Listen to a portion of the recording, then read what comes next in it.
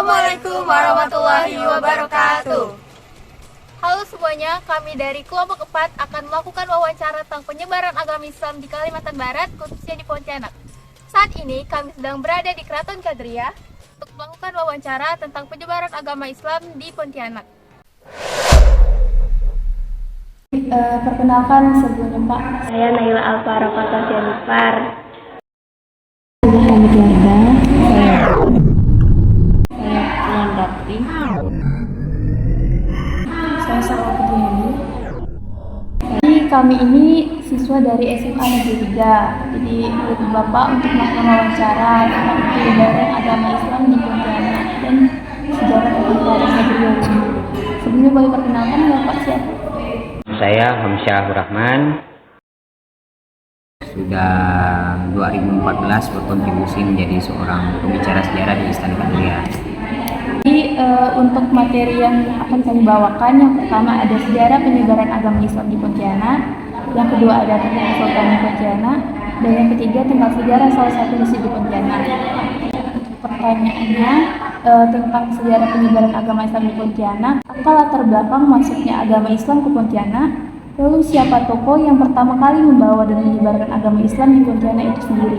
Untuk latar belakang berdirinya Kesultanan Pontianak itu memang didasari oleh tujuan dari pendiri Kesultanan Pontianak, yaitu Sultan Abdurrahman, di mana Sultan Syarif Abdurrahman Al-Qadri itu merupakan anak dari seorang tokoh agama terkemuka yang bernama Habib Hussein. Habib Hussein sendiri itu pendakwah dari Tarim Hadramaut, Yaman. Ketika Habib Hussein itu hijrah berdakwah di Nusantara dan menikah di Kerajaan Tanjung Pura, Matan Tanjung Pura, dengan anak dari anak Sultan di Tanjung Pura. Kemudian lahirlah Sultan Abdurrahman di daerah Tanjung Pura itu, atau Ketapang sekarang. Jadi Sultan Abdurrahman sendiri diwasiatkan oleh bapaknya untuk bisa mendirikan sebuah pemukiman dalam konteks mendirikan sebuah kerajaan, fungsinya untuk menjadi lokasi atau pusat dakwah. Jadi dari background itulah Sultan Abdurrahman akhirnya mendirikan Kesultanan Pontianak ini, tepatnya di tanggal 23 Oktober 1771. Bangunan pertama itu adalah masjid. Nah, sekarang itu Masjid Jami.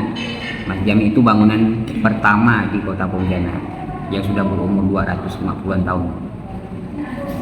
Pertanyaan kedua nih Pak, apa yang menjadi faktor atau alasan masuknya agama Islam ke Pontianak? Jadi memang untuk wilayah ini sebelum berdirinya Kesultanan Pontianak itu memang wilayah yang kosong, bukan wilayah yang sudah ada pemukiman penduduk. Jadi ketika Sultan Abdurrahman mendirikan kota Pontianak, mendirikan Kesultanan Pontianak dengan pemerintahannya, jadi di awal itu memang sudah dipatenkan agama Islam itu menjadi agama awal di Pontianak. Jadi sebelum agama Islam di Pontianak memang belum ada agama di Pontianak, karena memang belum ada pemukiman. Kalau misalkan background seperti kerajaan-kerajaan lain kayak Mempawah, Sambas, Landa, atau Matan Tanjung Pura atau Ketapang sekarang, kerajaan-kerajaan yang saya sebutkan tersebut itu dulunya memang punya background agama sebelum Islam, Hindu Buddha, dengan raja-rajanya yang beragama tersebut gitu. Kalau ini memang di awal ini memang sudah dipatenkan Islam lah agama awal di Pontianak. Di mana tempatnya pusat perkembangan Islam di Pontianak? Lalu apa buktinya sehingga dapat dikatakan tempat tersebut sebagai pusat perkembangan agama Islam? Ya, jadi pusat penyebaran dakwah di Pontianak itu karena memang wasiat dari ayah dari Sultan Abdurrahman adalah dakwah Islam, makanya Sultan Abdurrahman mendirikan masjid dulu. Masjid dulu. Ya, sekarang Masjid Jami. Masjid Jami itu sebagai pusat dakwah, di mana ketika pemukiman penduduk di Pontianak itu sudah mulai berkembang, jadi masyarakat yang berada di luar wilayah Pontianak kalau misalkan ingin belajar agama Islam, dia datangnya ke Masjid Jami. Dan di Masjid Jami sendiri itu tempatnya strategis karena lokasi Masjid Jami itu berada di pertemuan dua sungai, Sungai Kapuas dengan Sungai Landa, di mana Sungai Kapuas itu menuju ke daerah-daerah Tayan, daerah Sanggau, Sekadau, Sintang, Kapuas Hulu, yang notabene masyarakat Dayak di pedalaman yang mereka berminat untuk masuk Islam, maka dia melewati jalur tersebut dan ketemunya dengan Masjid Jami. Itu juga Sungai Landa yang kita temukan, wilayah Landa itu ada Kerajaan Landa, dan Kerajaan Landa kalau masyarakatnya ingin menjadikan Islam sebagai agamanya, dia harus datang ke Masjid Jami karena tempatnya sangat strategis. Dan Sultan Abdurrahman memang menjadikan lokasi tersebut itu dalam upaya penyebarannya secara general. Jadi wilayah yang paling nampak dilewati itu kalau misalkan untuk konteks Pontianak ya Masjid Jami itu sangat bisa kita lihat gitu. Jadi Masjid Jami sebagai pusatnya, barulah Istana Kadria ini itu simbol pemerintahan. Kalau simbol agama itu Masjid Jami. Nah, simbol pemerintahnya Istana Kadria dan tempat tinggal Sultan Abdurrahman di sini. Bagaimana awalnya Kesultanan Pontianak dapat terbentuk dan siapa saja raja-raja yang dulu hingga sekarang berkuasa di Kesultanan Pontianak? Ya, awal mula Kesultanan Pontianak ini berdiri, Sultan Abdurrahman itu dari kecil hingga remaja itu dibesarkan di daerah Mempawah. Beliau digembleng agama langsung dari ayahnya, terus digembleng untuk ilmu-ilmu kemaritiman itu digembleng oleh Opudeng Menambon. Opudeng Menambon waktu itu Raja Mempawah. Kemudian Sultan Abdurrahman dinikahkan bersama anak Opudeng Menambon yaitu Utin Chandramidi. Jadi ketika Utin Chandramidi dinikahkan bersama Sultan Abdurrahman, akhirnya Sultan Abdurrahman diminta untuk mencari pemukiman baru, berhijrah dalam rangka untuk menyebarkan agama. Jadi penyebaran agamanya di situ Sultan Abdurrahman datanglah ke sini mendirikan pemukiman dengan konteks kerajaan atau kesultanan 23 Oktober 1971. Mengapa Kerajaan Pontianak didirikan dan apa tujuan utamanya? Kalau melihat dari tujuan utama, sebenarnya tujuan utama itu selain agama itu adalah penguasaan. Jadi kerajaan-kerajaan yang ada di Kalimantan Barat dulunya memang belum pernah bekerja sama atau belum pernah menguasai wilayah-wilayah yang tidak bisa dikuasai. Jadi selama ini kan kerajaan-kerajaan Kalimantan Barat ini kan dikuasai, bukan menguasai. Dikuasai, akhirnya Pontianak berdiri bekerja sama dengan pihak Belanda. Maka keinginan Sultan Abdurrahman selain berdakwah juga menguasai wilayah. Maka sampai sekarang kan terasa kan Pontianak itu sebagai wilayah ibu kota negara. Jadi begitu. Bagaimana struktur dan organisasi Kerajaan Pontianak dan bagaimana pemerintahan atau kekuasaannya dijalankan? Kalau nama-nama rajanya, sekarang pemerintahan Kesultanan Pontianak itu sudah melewati 9 sultan. Dari Sultan Abdurrahman naik tahta anak-anaknya Sultan Kasim. Setelah Sultan Kasim ke adiknya Sultan Utsman. Habis Sultan Utsman ke anaknya anaknya Sultan Osman itu Sultan Hamid I. Sultan Hamid I, setelah Sultan Hamid I itu Sultan Yusuf. Kalau Sultan Yusuf ini beliau itu 90% ulama. Ulama. Jadi dulu pemerintahan kesultanan di zaman Sultan Yusuf itu diwarnai 90% dengan wajah syariat Islam. Makanya di zaman Sultan Yusuf itu pernah didirikan pengadilan agama. Setelah Yusuf Sultan Muhammad itu Sultan pembaharu. Setelah Sultan Muhammad, Sultan Hamid II. Kalau Sultan Hamid II itu fenomenal karena beliau itu menciptakan nama negara. Nah, setelah Sultan Hamid II, barulah Sultan Syarif Abu Bakar. Setelah Sultan Syarif Abu Bakar, barulah Sultan sekarang Sultan Syarif Ismail. Kalau kekuasaannya dijalankan sendiri. Kalau sistem pemerintahan Sultan kalau di Pontianak itu menggunakan dua sistem administrasi. Pertama sistem administrasi versi Hindia Belanda, kedua sistem administrasi versi syariat. Jadi hukum yang dijalankan di sini kalau pidana itu menggunakan hukum pidana milik Belanda. Kalau hukum perdata misalkan gugatan tanah atau gugatan cerai, nah itu gugatan perdata gugatan syariat Islam di sini. Karena di sini bermazhab Syafi'i, jadi kitab-kitab Syafi'i sebagai panduan utama sistem hukum yang ada di sini. Makanya beberapa peneliti dari Eropa menggunakan salah satu referensi Pontianak itu sebagai cikal bakal berdirinya Pengadilan Agama Indonesia. Jadi Pengadilan Agama di Indonesia sekarang itu cikal bakalnya di Pontianak. Dulu pengadilan agamanya itu di mana? Dulu Pengadilan Agama Pontianak gedungnya itu tepatnya di depan istana ini. Tepatnya karena memang berpindah kekuasaan rezim Jepang. Jadi karena Jepang itu memang agak frontal jadi Inggris, maka bangunan saya dihancurkan oleh Jepang. Jadi Puing-puing bekas bangunan masih ada? tidak ada kan ada cerita kapal terbang 9 itu pesawat menjatuhkan 9 bom.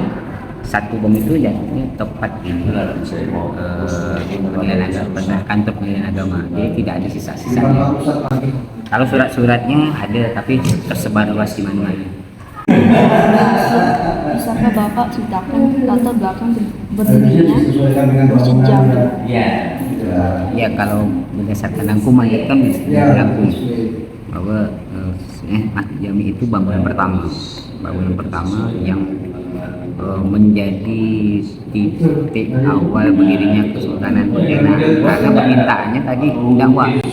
Kalau permintaannya dakwah, otomatis masjid. Kalau memang orientasinya pemerintahan duniawi, otomatis istana yang didirikan.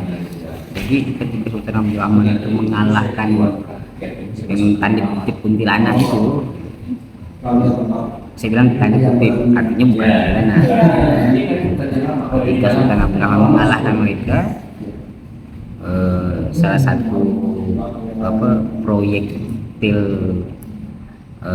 dari meriam itu jatuhnya pertama kali jatuhnya tepatnya di depan di Masjid Jami itu. Jadi ketika jatuh, disitulah bangunan pertama yang akan didirikan oleh Sultan.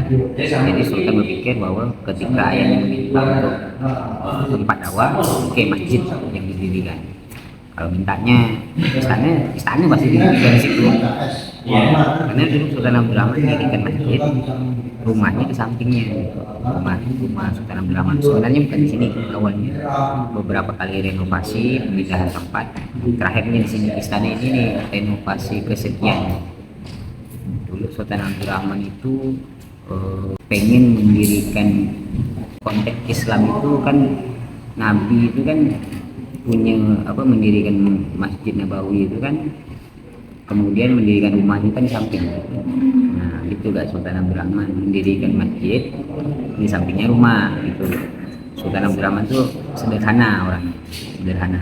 Barulah ketika anak-anaknya mendirikan ini di luar dari Masjid Jami, karena pemerintahan makin berkembang. Nah, pemerintahan makin berkembang, maka istana inilah menjadi ikon utama Kesultanan Pontianak selain Masjid Jami. Mau nanya nih tadi, tanda kutip kuntilanak kan dulu ya tuh kan belum ada pemukiman penduduk, jadi lawan apa sih kuntilanak? Jadi saya sering memberikan diskusi sejarah mengenai sesosok kuntilanak yang katanya menjadikan nama Pontianak itu asalnya dari itu kan. Rupanya saya mencari informasi mengenai dari literatur sejarah dan penelitian bahwasanya yang dilawan Sultan Abdurrahman yang katanya kuntilanak itu bukan sesosok makhluk halus, tapi lanun bajak laut. Nah, jadi memang wilayah ini tidak ada pemukiman resmi, tapi dimukim oleh penjahat-penjahat. Nah, karena tadi saya bilang Pontianak ini tempatnya strategis, bertemunya Sungai Kapuas dengan Sungai Landak.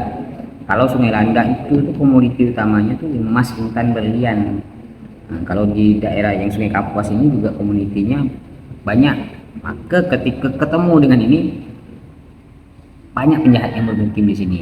Nah, orang-orang zaman dulu tempat pemukiman yang masih Jami sekarang itu dikatakan tempat kuntilanak katanya, tempat hantu jahat gitu. Tapi aslinya itu lanun bajak laut. Mungkin karena itu rupanya kali ya Pak, kayak rambutnya panjang, rambutnya Secara visual lanun bajak laut di zaman dulu itu sama saja, dia berpakaian biasa, tapi aktivitas mereka itu malam. Nah, karena tak terlihat zaman dulu kan tak ada lampu kan, lampu senter. Nah, tiba-tiba kalau misalkan kita rekonstruksi ya, misalkan ada kapal dari Landak nih membawa emas, intan, berlian, kapal. Mereka jalan pas ketemunya malam hari.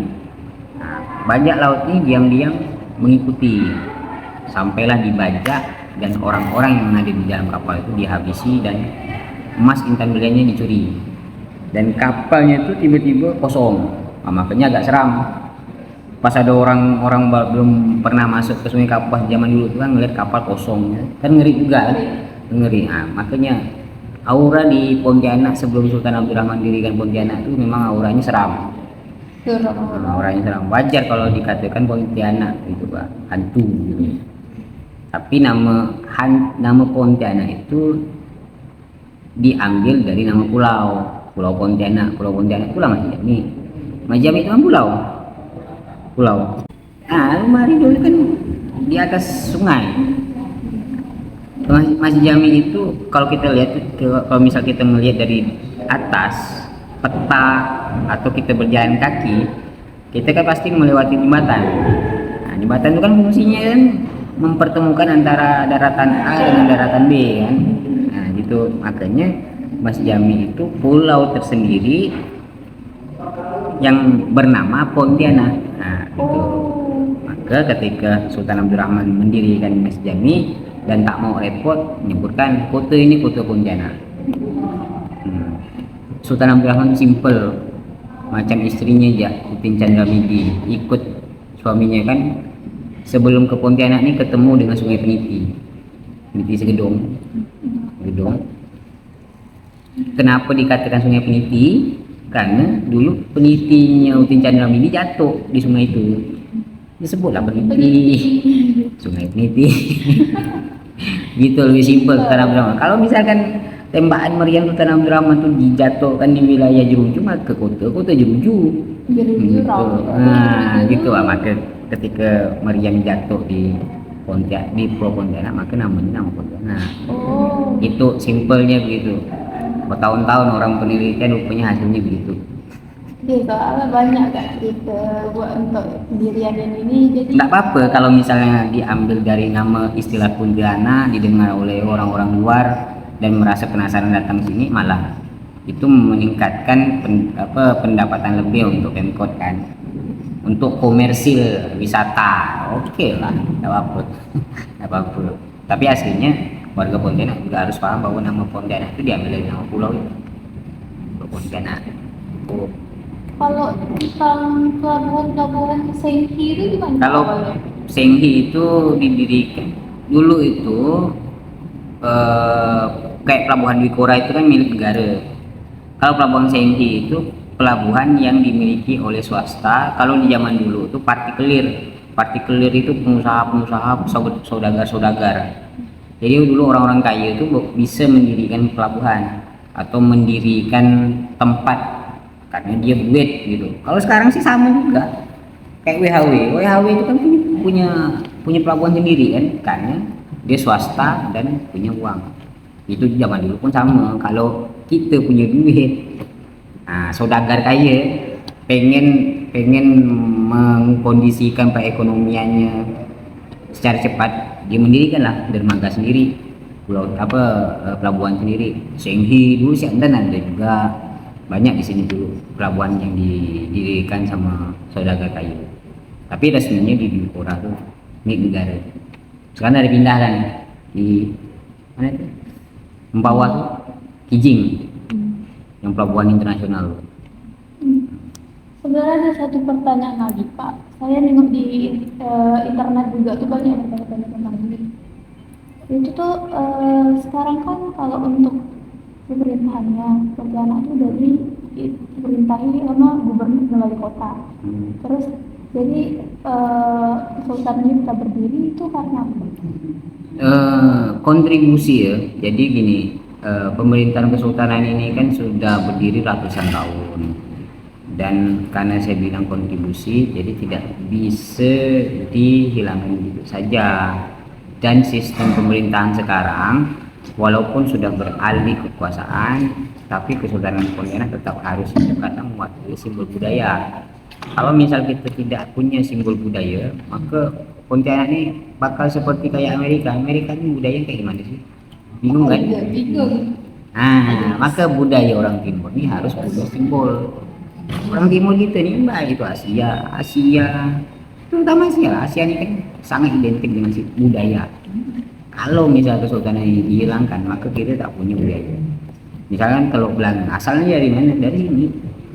Untuk makan besoprak dari mana? Dari sini. Gitu Pak. Misalkan istilah komponen bahasa komponen dari mana? Dari sini. Kalau dihilangkan nih, kalau dihilangkan, maka budaya tidak akan bertahan lama. Maka harus tetap eksis, walaupun tidak lagi berstatus politik. Jadi segitu saja wawancara dari kami. Kami ucapkan terima kasih banyak kepada Bapak karena sudah menjadi narasumber dan tugas kami